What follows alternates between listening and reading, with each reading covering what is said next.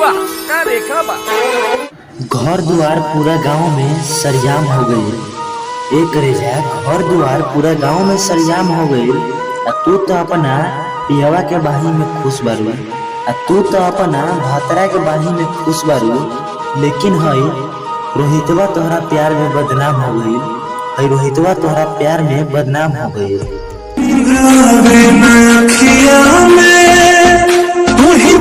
अरे अरे सुनो भाई, अगर वीडियो अच्छा लगा तो लाइक करो मर दे। अगर चैनल पर नया बार तो चैनल के सब्सक्राइब करो। अगर अपना नाम के शाही बनवावल चाहत रहो तो नीचे कमेंट लिखल कमेंट करो। Bye bye Tata.